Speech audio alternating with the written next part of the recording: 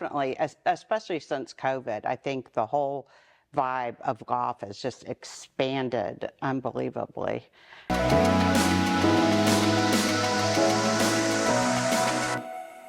Welcome to GolfTrekking, the essential podcast for the passionate golfer. I'm Ashley Husing, and I'll be your host as we explore the most innovative programs, facilities, and professionals shaping the future of golf. Hi guys, Ashley Husing here, your GolfTrekking with Ashley, and we're in the charming Charlotte, North Carolina. One of my favorite stops when I'm here in this state. We are at the beautiful Myers Park Country Club, and I'm joined by a woman who's going to give us all her secrets today, hopefully, Michelle French. She is the Director of Retail here at Myers Park, and I'm ready to pick your brain. Are you ready? I'm ready. Okay. So if you could just start off by telling us a little bit about your journey into merchandising and how you think it's evolved over the years. Definitely. I have worked in retail since the 70s, and I did not start in golf until the 90s. And when I first started, I was on the other side of the business doing merchandising at country clubs in Central and North Florida.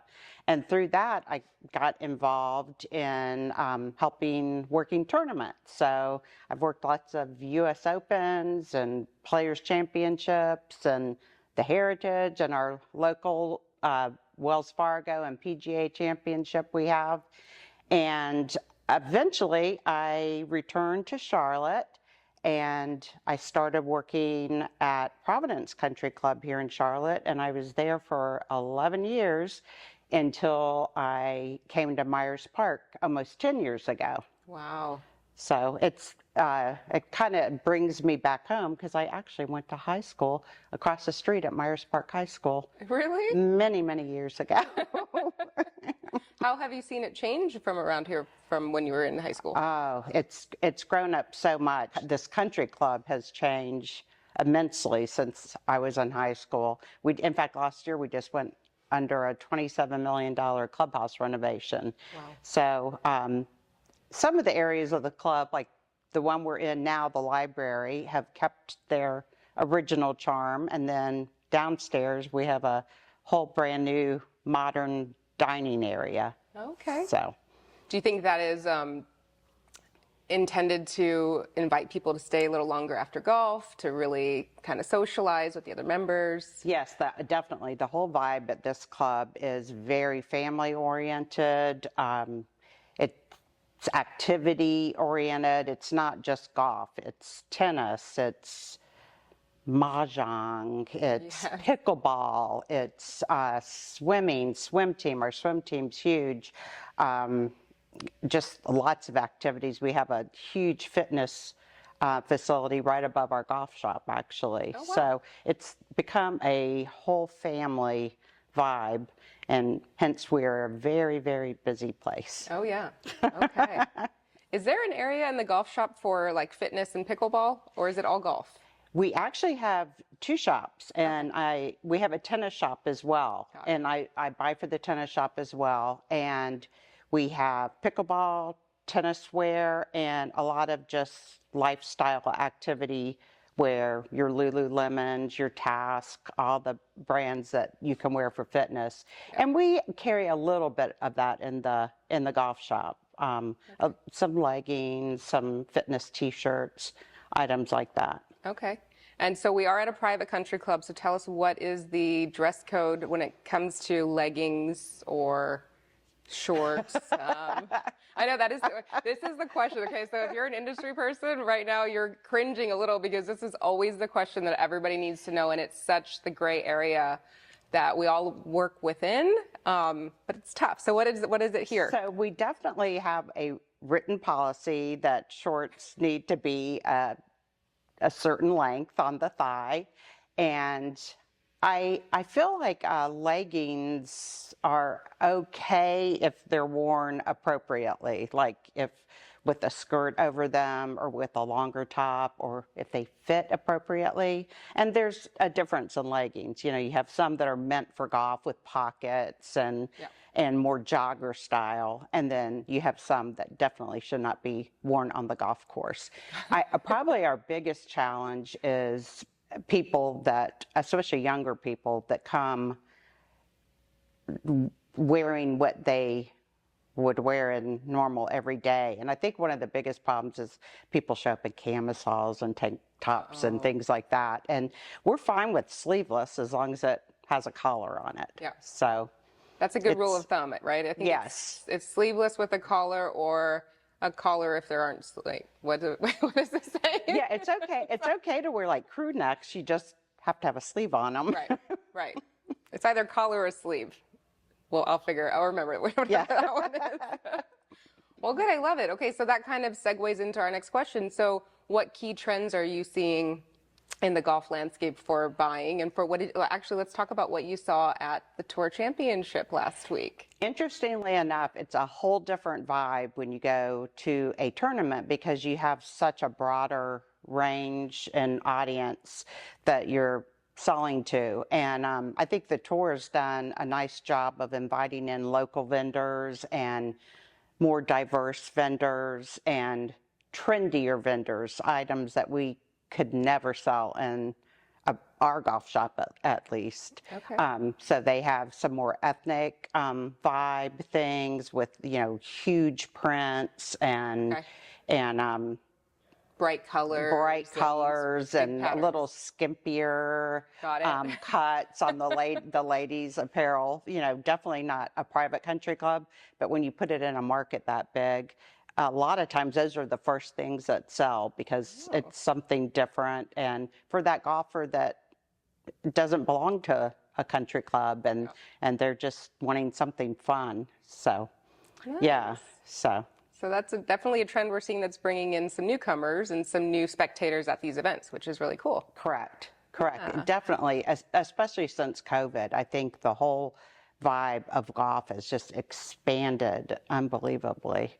And here too, and we've had to change what we buy in the golf shop to meet a broader audience, more lifestyle items. A lot of the women, especially in the 9-holers groups, are not as serious golfers, and they just want fun outfits. They want, outfits they can also wear out, not just on the golf course. Absolutely. And stuff they can wear around the club, right? When they come and meet their partners. Come for lunch or to, play bridge or mahjong or whatever they're doing that day. Yeah. Actually, speaking of COVID, what kind of strategies are you using, or what have you found to be the most efficient for online sales or any kind of promos that you do? Because during COVID, people weren't coming in here, right? You were having to sell online. And during COVID, we were closed, I guess, from the big day that they shut everything down, March 13th. Yeah. And I think we reopened the shop at the end of May. One of our assistant pros did a Shopify site for us, so we sold online. And it's funny, we also had a lot of our members just need that in-person help, so they would come to the door and I would show them things out the door. And so really the year of COVID, our sales weren't dramatically affected. And another thing we did, which you pretty much have to do everywhere, is have a social media presence and start advertising not only new merchandise, but also club news and tournaments, and because a lot of people are going to look at their Instagram account before they're going to read their 100 emails they get every day. Yeah, so definitely. That's been a very effective way too. Okay. And have you seen something that you put on social media? You've seen, obviously, the members are like, oh, I need that. Michelle, get me that, outfit. Is it like a lot of the other members don't want to buy it now? Because I've found with women, it can be, oh, well, Sally has it, and she wears it so well, so I don't want to get it. Or, that was a little bit of a challenge that I had encountered. I'm curious if it would be similar or what you found. It's interesting you should say that, because I think it depends on the item. There's one particular line, Birdie Golf Social, that was started by two girls in Charlotte. And when they come out with a new collection, it's very tight. There's like just a few different items in each one of their collections. But when we did a trunk show with them during couples golf, and even though all the ladies knew each other that were playing, they all bought the same outfit. So I think it depends on if it's the right thing or not, if it's special enough, or if it's the thing that everyone currently likes. I don't think that bothers them as much anymore. Okay. I guess they wouldn't want to show up to the same place wearing the same thing, but I think it happens. It might happen. Or if they're playing in a team event, then they all have the same shirt. Yeah, right? exactly. So that's great. Okay, so can you share a couple secrets that you found over the years of what really works with selling? Even, and now not even targeted just at women and juniors, but men as well. Like what's the secret, Michelle? I wish I knew. I think one of the most important things is just knowing your customer, communicating with your customer, also communicating with your staff, making sure your staff knows the features of new items, and having your staff wear what you sell too, which has been huge in introducing new lines. Another thing I think we've done a good job with here is becoming, even though we're a private club, we're pretty involved in the community. Like we do the uniforms for the high school golf team across the street, for the girls and the guys, and they come to trust us and they order things through us. And even the football coaches at the local high school, Myers Park, come here, and because they have the same name as we do, and they buy hats here because they like our hats better than what they're offered there. So it's like good to be involved in the community and do things with them. Yeah, they come over and buy all the hats. That's so sweet. It's I was watching like the sportscast one night, and they had the Myers Park High School football coaches on TV, and I was like, oh my gosh, every one of them was wearing a Myers Park Country Club hat, not a Myers Park High School. So that's really grown the kind of the community business around here too. Sure. So, yeah. Do you have any high school teams that practice or play here? Both of them? Myers Park does, and then the middle school near here, AG, and occasionally Charlotte Latin and Country Day, which are private high schools here. Have matches or practice here as well. Yeah. And of course, a lot of the kids on the teams are also members here. Yeah, so of course. Works I love out. that, though. I love seeing that the high schools and the private or public are able to come and have access to nice country clubs, because it really kind of keeps them like invited to come back to the game. They see the social aspect of it, and we used to do that at the club that I was at as well. And so yeah, that's great seeing them all out here practicing. Are there any like standouts that you're seeing that you're like, oh, we got to watch her or him? Actually, there's a teenager, Elizabeth Rudisell, who's on the Myers Park High School girls golf team, and she's also getting ready to play in the Junior Solheim Cup, and she qualified and played in the U.S. Ladies Amateur with one of our assistant pros caddying for her, which was huge. And she also played last week in the FM Classic LPGA event. She qualified for it and actually made the cut. She was the only amateur that made the cut. Oh my gosh, yeah. How wonderful. Yeah, so that's been a huge thing. And we've actually, over the years that I've been here, we've had a few players go on to play in college, but she's the first female I'm aware of, which is great. That's so wonderful. Yeah, and for getting girls interested in the game, the younger girls on the range, seeing her out there grinding every day has been great.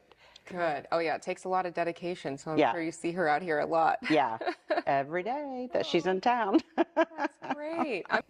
Okay, so let's segue into women's clothes, okay? So if you could tell me a couple of your top selling lines and maybe how you're choosing the lines that you're bringing in that is creating more of a welcoming environment for women.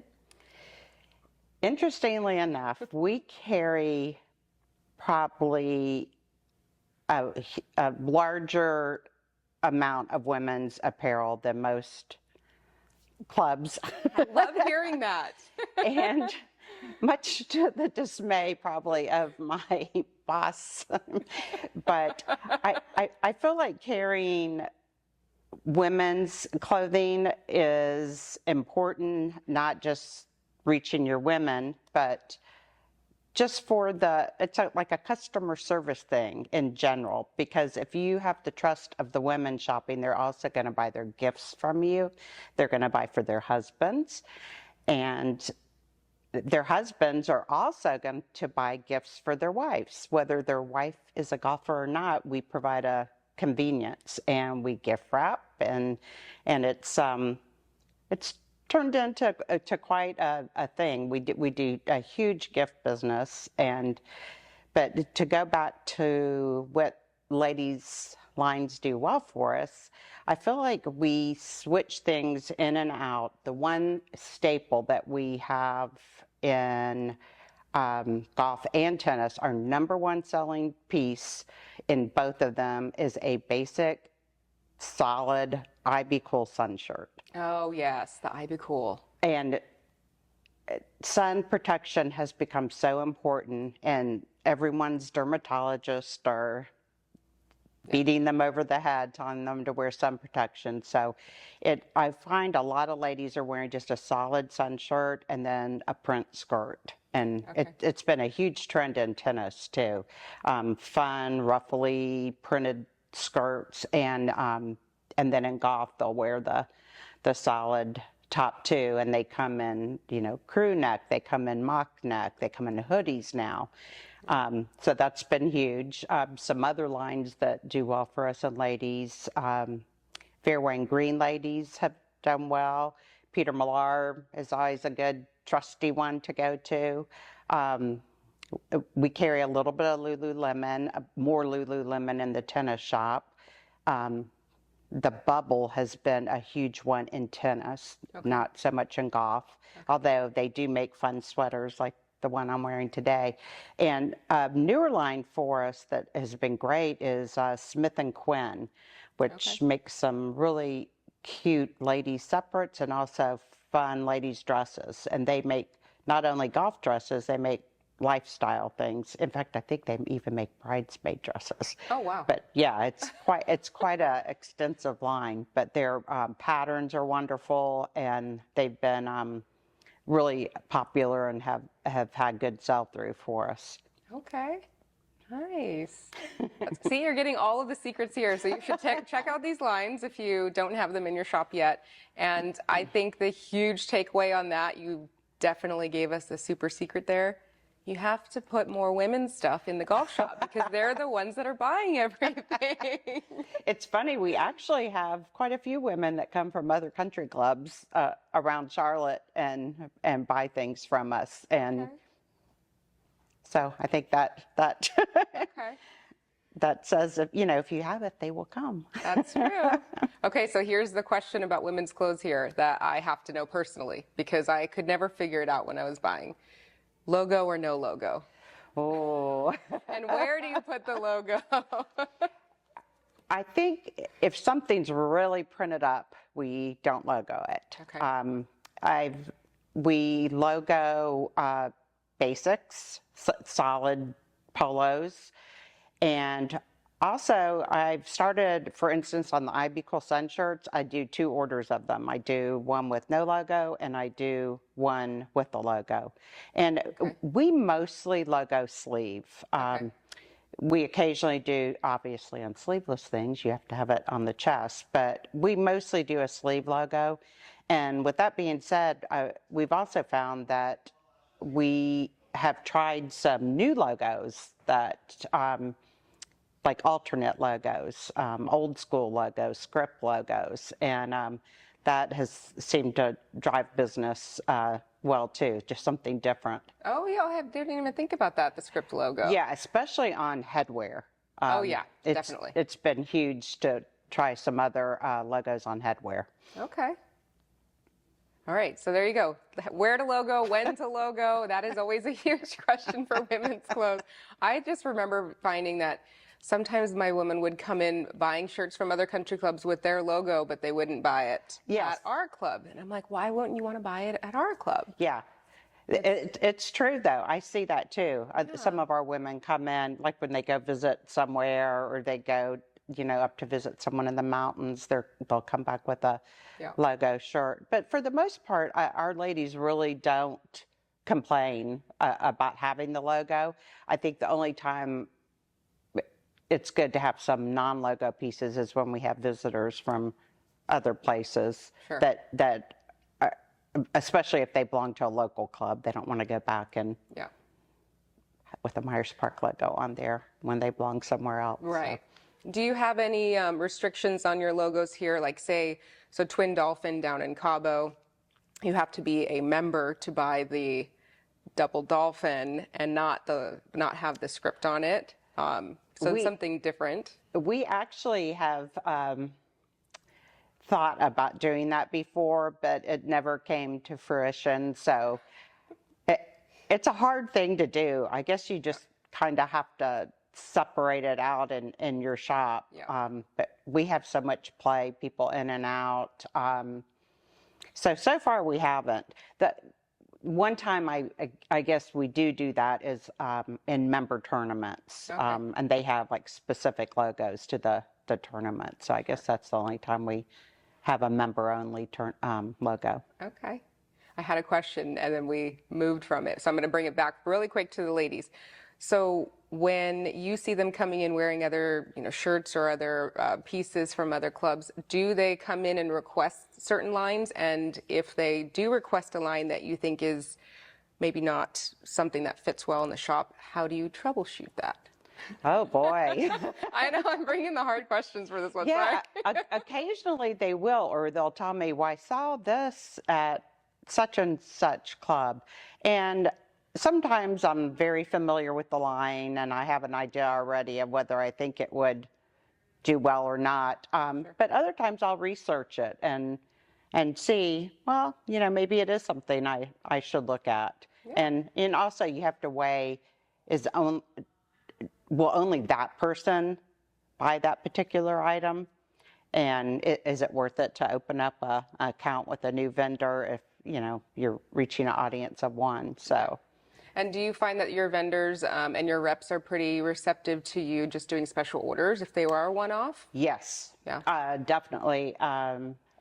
We do so many special orders. In fact, one of the technology things that we've added this year is using Golf Shop Genius, where we can place special orders and track them on Golf Shop Genius, and then when the orders come in, it notifies our member with the email with one of our signature lines on it. So we do lots and lots, especially with Peter Millar and Fairway and Green and Smith and Quinn and Holderness and Bourne. Like all of those companies are set up to easily special order and even logo one piece at a time. Oh, that's so nice. Yeah. Usually they won't do that, or so they're a little hesitant to do that.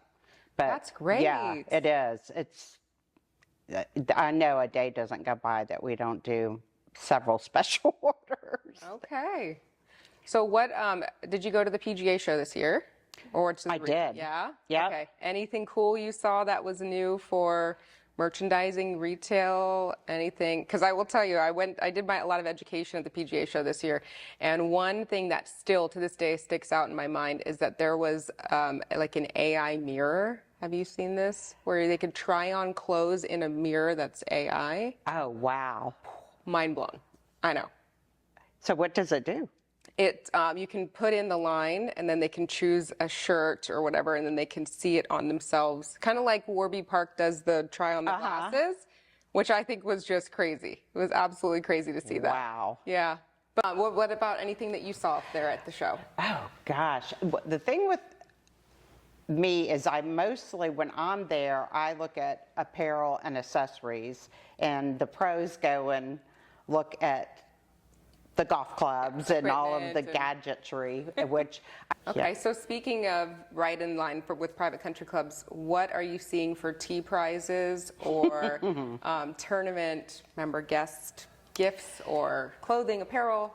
So this is always a challenge, and You're not alone, okay? especially for ladies' events, which you usually have quite a tighter budget.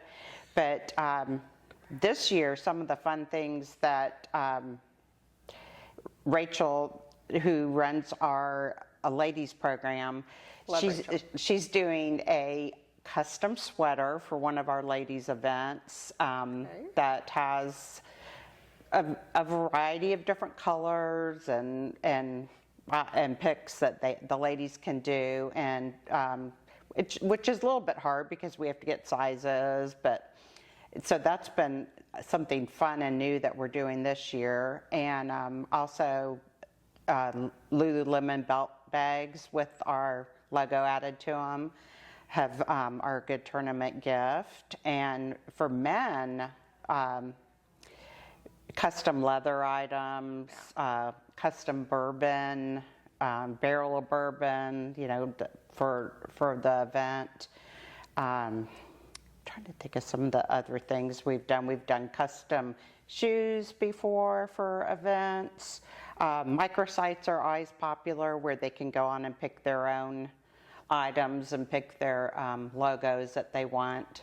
That's always nice because then they're here, they're in their sizes, they're at the welcome party or at the welcome event. So it's like they get to come and leave with their goodies right away. Right. I love that. Yep. And also, actually, for our tennis member guests, we did a fun gift that the ladies loved. Pom Pom of London leather bags, and we did them in a variety of colors, and then each lady got to pick 2 different straps to go with their purses, and that was a huge hit. So that's a great suggestion for ladies' events as well. You're sharing all your secrets here with everybody right now. We appreciate it very much because this is definitely a tough topic for a lot of pros out there. Oh, definitely. So, and especially to stay within a certain budget. It's and you don't want to repeat what you've done in the past. So you're constantly seeking out new ideas. That's one of the good things about going to merchandise shows.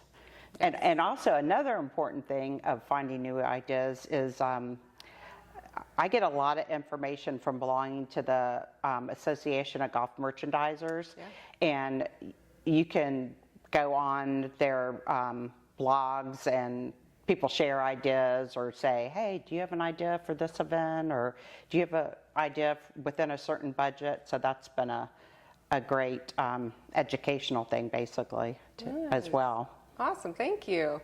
I know we could dive really deep into the merchandising part, the folds, the logo exposure, I mean, all of the things. We would be here for another hour. But is there a resource that you could suggest to like the newer golf shop assistant who is kind of in charge of redoing the mannequins and doing the folds and making pyramids and like using layering? Like where could they go to find photos? Or I actually think it's important if you were a new merchandiser starting out in the business to join an association. Of course, a lot of people, if they're already PGA, the PGA Magazine and the PGA of America have good resources as far as they'll interview a different pro every month, and they have a display corner in PGA Magazine that are great to take a look at. And then and for myself and for people that are not PGA members, the Association of Golf Merchandisers is a great resource. They send out a monthly newsletter also with a display corner. And plus, Instagram has a wealth of information. You just have to follow different merchandisers and different shops and see what other people are doing. Don't be afraid to add props. Love that. Yeah. I mean, and you can use old boxes. There's all sorts of things that you can add that don't cost a lot of money.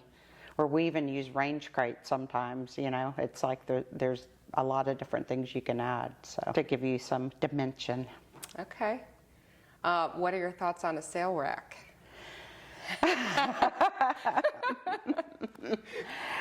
I love a good sale rack. Okay.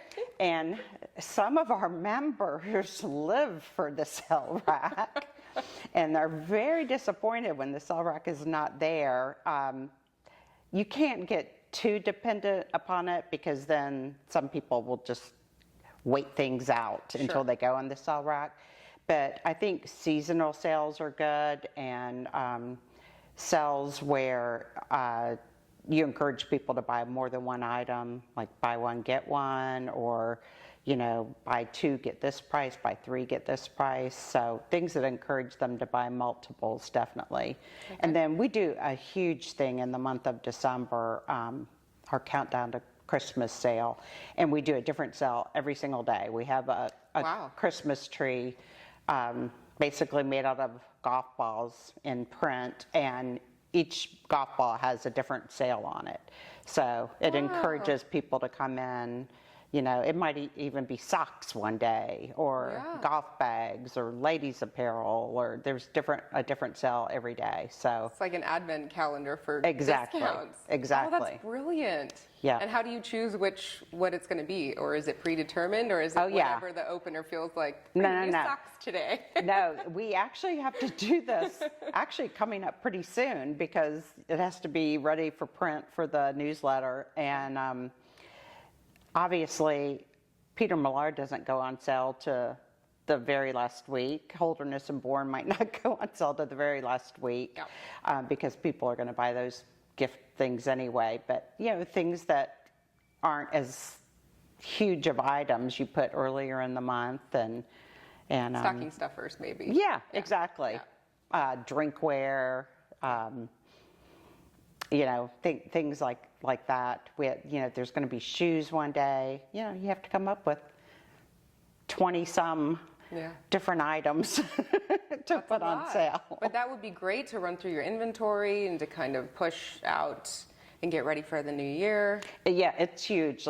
December, you think of a golf course slowing down in December, but by far December is our biggest sale month. And we probably wrap thousands of presents. It's amazing how much our membership depends on us for gift giving, which is great. Absolutely. Yeah. Do you ever have members that walk through the shop and they're like, Michelle, just pick out, you know, my husband's size and what he likes? Yes. Just pick out. Yes. And in fact, we do a wish list. We do a golf shop wish list. And in the month of December, we set it up on the counter, and they can fill it out and say, contact my wife, or contact my husband, or contact my mom, or whatever. Oh my gosh, that's brilliant too. They put their sizes on it and what they have their eye on. Oh my gosh.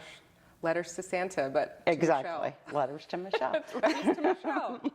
That's brilliant. You really are touching on that personal shopping experience. And that, I think, has been kind of the theme with merchandising and really keeping the customer and the member in mind, from what I've seen and heard from other people. But you're really touching on that personal experience, and especially at a high-end country club, that's so important. I think that is how our business is thriving right now, because customer service at big shops at the mall has become a little non-existent, and so that's the thing that we provide that our member might not get somewhere else, that and our logo.